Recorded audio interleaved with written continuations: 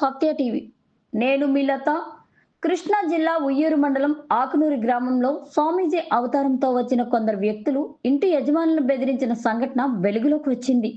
ఈ ఘటనపై సమాచారం అందుకున్న ఉయ్యూరు రూరల్ పోలీసులు వెంటనే స్పందించి గాలింపు చర్యలు చేపడుతున్నారు.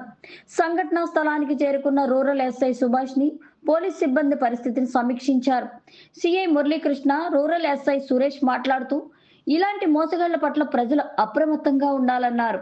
అనుమానాస్పద వ్యక్తులను వెంటనే పోలీసులకు సమాచారం ఇవ్వాలని సూచించారు.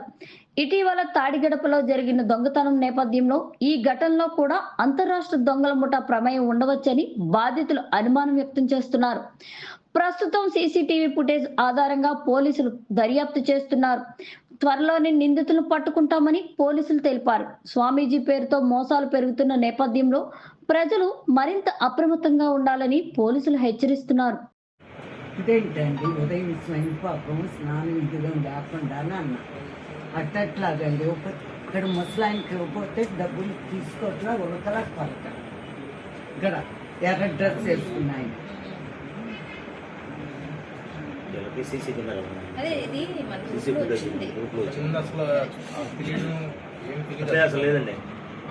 ఎందుకు వచ్చిందని చెప్పి మా మామయ్య గారు లేరని ఇక్కడ కూర్చోండి అన్నానండి. 4 ఏళ్ళ నుంచి వస్తున్నానని చెప్పి డామినేషన్కి వచ్చేస్తున్నారని సరే ఇక్కడే కూర్చోండి అన్నారు. కూర్చున్నాక 1,00,000 రూపాయలు కావాలన్నారండి. మంత్రాలు చదివారు. ఫస్ట్ మంత్రాలు చదివితే వంటింట్లోంచి వచ్చా. అంతవరకు నాకేంటి మా వరండాలో మంత్రాలు ఎవరబ్బా పిల్లడు వెళ్ళిపోయాడు అని వచ్చేటప్పుడు ఇక్కడ కూర్చుని శ్లోకాలు ఇదేంటి అని అనుకుని ఏ గుళ్ళ నుంచి వచ్చారో ఏంటో బ్రాహ్మణులు అనుకుని దీనిలో పడిపోయాను. ఆ బాబుకి అత్యంతలేచి నాకు అత్యంతలేచి చేతిలో గులాబీ పువ్వు చామంతి పువ్వు ఇచ్చి బొట్టు పెట్టారు. 1,00,000 రూపాయలు అడిగారండి. 1,00,000 లేవు అని చెప్తే ఆయన చేతిలోంచి 1000 నోటు కార్లు 500 ఇస్తున్నాడు. నేను రాలేదు. అట్లా అర్ధ నోటు కార్లు ఇవ్వబోతు 1000 అంటే లేని బ్రాహ్మణులు వెళ్ళిపోతారు వెళ్ళండి అంటే మా వారు ఉంటారు అని వాడు హైదరాబాద్ వెళ్ళారు.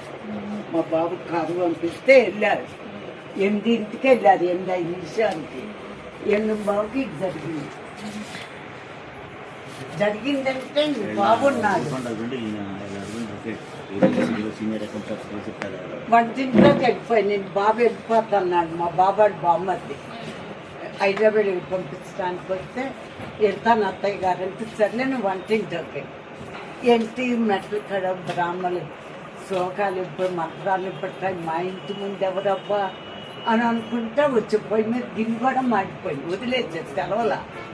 వచ్చేప్పుడు ఇల్లు కూడా ఒకడు ఉయ్యాల్లో ఒకడు అక్కడ ఒకడు ఇక్కడ కూర్చున్నారు. శ్లోకాలు ఆ బాబు ఒక్కడే ఉండాలి.